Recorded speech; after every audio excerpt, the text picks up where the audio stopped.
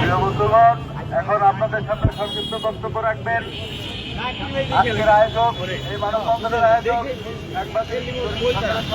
Reporter Moniruzzaman মনি। ধন্যবাদ।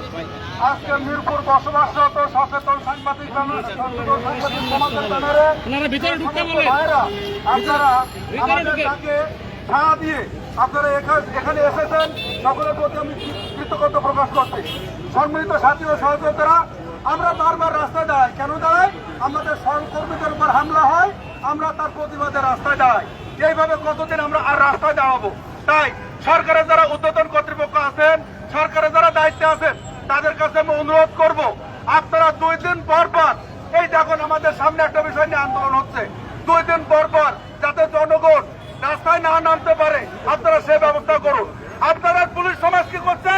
আজকে পুলিশরা শুধু মাদক সেবীদের ধরছে। কোথায় গিয়ে ধরছে?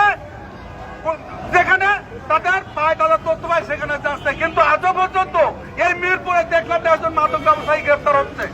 মাদকের শিকড় যদি জানতে হয় তাহলে আগে মাদক ব্যবসায়ীদের গ্রেপ্তার করতে হবে, না হলে আমি কিছুক্ষণ আগে একটা ফেসবুকে পোস্ট দিয়েছিলাম, আজকে গতকালকে সে, আজকে হয়তো বা অন্য কেউ, আগামীকাল আপনি বা আমি। অর্থাৎ গতকালকে দেশপ্রেমের তৈন হামলার শিকার হয়েছে, আজকে হয়তো আর কেউ হয়েছে, আগামীকাল আপনি আর আমি হব না। এর কি কোনো গ্যারান্টি কেউ দিতে পারবেন? দিতে পারবেন না। আপনাদের কাছে আবারও ধন্যবাদ জানাই, যারা মিরপুর সচেতন সমাজের ব্যানারে নিজ নিজ কাছে এসে আমাদের এই প্রোগ্রামকে সাফল্যমণ্ডিত করার জন্য নিরলসভাবে পরিশ্রম করে এখানে ঘন্টার পর ঘন্টা দাঁড়িয়ে থেকে আমাদেরকে সহযোগিতা করেছেন। সকলের প্রতি বিনীত চিত্তে ধন্যবাদ জানিয়ে আমি আমার বক্তব্য এখানে শেষ করছি। সাথে সাথে একটি কথাই বলবো, মাদক ব্যবসায়ী যাই হোক না কেন তাকে গ্রেপ্তার করতেই হবে।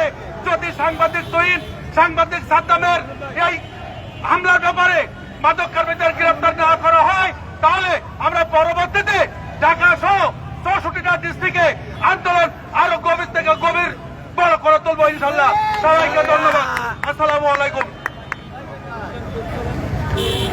আজকের মতো অনুষ্ঠান এখানে শেষ করা হলো। ধন্যবাদ আবারও সবাইকে।